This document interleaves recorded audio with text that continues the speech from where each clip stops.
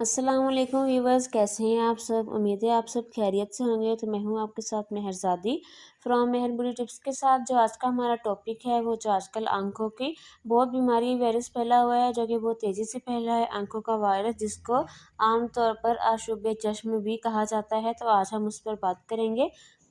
अक्सर ही हमने सुना है, कहा जाता है कि नॉर्मली ये वायरस आँखों में देखने से, मतलब जिस बंदे की आँखें ख़राब हुई होती हैं, अगर आप उनकी आँखों में देखेंगे तो ये वायरस फैल जाता है या देखने वाले की आँखों में मुंतकिल हो जाता है। ये बिल्कुल गलत बात है। ये वायरस जो है आँखों में देखने से बिल्कुल नहीं फैलता है। जिसकी आँखों में ये वायरस हुआ होता है, ये फैलता इस तरह है, तो मैं आज आपको बताऊंगी। इसका सबसे पहले जिसकी आंखों में ये वायरस हुआ होता है, उसका आप सबसे पहले टॉवल, गिलास और दीगर जो ज़रूरियात की चीज़ें होती हैं, आप उनको अलग करें। क्योंकि ज़्यादातर जब ये वायरस किसी को लग जाता है तो वो बंदा बार बार अपनी आंखों में हाथ लगाता है, क्योंकि उसकी जो आइज़ होती हैं वो बहुत ज़्यादा वाटरी आइज़ होती हैं। उसकी आंखों में बार बार पानी निकलता है, तो पानी साफ़ करने के लिए वो अपनी आंखों को बार बार हाथ लगाता है। और वो हाथ जब वो बंदा किसी ग्लास को लगाता है, किसी खाने-पीने वाली चीज़ को या टॉवल को लगाता है, तो इससे इसके जो जर्म्स होते हैं वो आगे मुंतकिल होते हैं इस वायरस के। तो अक्सर ये एक-दूसरे की चीज़ें इस्तेमाल करने से, जिस बंदे को हुआ होता है उसकी चीज़ें इस्तेमाल करने से वो किसी चीज़ को टच करता है, तो उसमें भी वो वायरस मुंतकिल हो जाता है। बहुत तेज़ी से ये फैलता है। इसके साथ-साथ अक्सर गला ख़राब भी होता है, बुखार भी हो सकता है पेशेंट को। ये खाँसने से भी ट्रांसमिट होता है।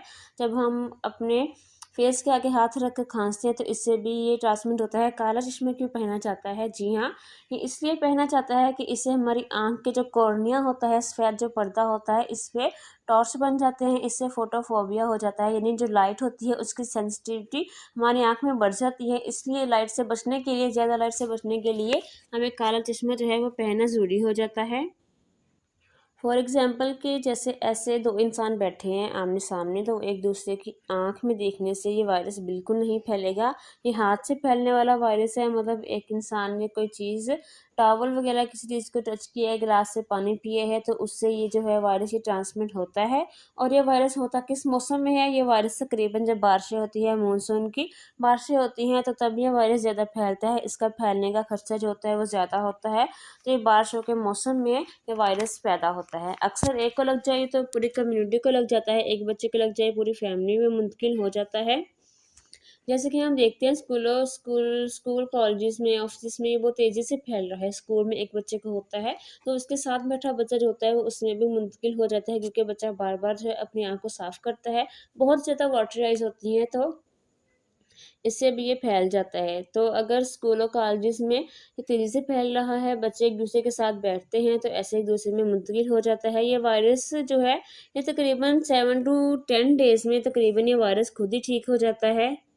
1 हफ्ते से 10 दिन में ये वायरस खुद ही ठीक हो जाता है। आपको कोई भी अर्के गुलाब किसी किस्म का आँखों में डालने की ज़रूरत नहीं है, क्योंकि आजकल जो अर्के गुलाब आ रहे हैं, वो हमें खालिस और प्योर नहीं मिलते हैं। तो ये अर्के गुलाब जो है, इसको आप आँख में बिल्कुल भी इस्तेमाल ना करें, बिल्कुल भी आँख में ना डालें। इससे आपकी आँख को कोई भी फ़ायदा नहीं होगा। जो आजकल आर्टिफ़िशियल टीयर्स होते हैं, उसके नाम से ड्रॉप्स हैं, फिर आप सिंपली इसे टीयर ड्रॉप्स भी कह सकते हैं, जो मेडिकल से आपको आसानी से मिल सकते हैं। ये सिर्फ़ आर्ज़ी टेम्परेरी इलाज है। अगर आपका मसला 1 हफ़्ते में ठीक नहीं हो रहा, तो आप अपने आई स्पेशलिस्ट को चेक करवाएँ, अगर आपका मसला बढ़ रहा है। जो टीयर ड्रॉप्स होते हैं वो नॉर्मली आँख की सूथिंग के लिए यूज़ होते हैं। आँख को ये सूद करते हैं, स्मूथ बनाते हैं। तो आप अपना टॉवल अलग करें, ग्लास अलग करें, रोज़मर्रा की ज़रूरियात की जितनी भी चीज़ें हैं जिसको हाथ लगाया जाता है, आप उसको अलग करें। ये तकरीबन ये 10 से 15, नहीं, नहीं, सॉरी, 7 टू 10 डेज़ में ये जो है ये अच्छा खुद ब खुद ही ठीक हो जाता है। तो बार-बार आप अपने हाथों को धोएँ, सैनिटाइज़ करें, या फिर आप साबुन से सिंपली धो सकते हैं। ठंडा पानी आँख में बिल्कुल ना डालें, क्योंकि इससे आपकी आँख में स्वेलिंग हो सकती है। ठंडे पानी से आपने बचना है, ठंडा पानी आपने आँख में इस्तेमाल नहीं करना है। हाँ, अगर आप चाहें तो बर्फ़ की टकोर कर सकते हैं, वो भी आप किसी कपड़े में डालकर अपनी आँखों के इर्द-गिर्द जो है वो बर्फ़ की आप टकोर कर सकते हैं। इससे आपको सुकून होगा और स्वेलिंग के जो चांसेज़ हैं वो भी कम होंगे। अगर आपका मसला बढ़ रहा है तो अपने आप आई स्पेशलिस्ट डॉक्टर को चेक करवाएँ और उनसे आप मशवरा लें, मेडिसिन्स वगैरह लें, जो ड्रॉप्स वो देते हैं उनको इस्तेमाल करें।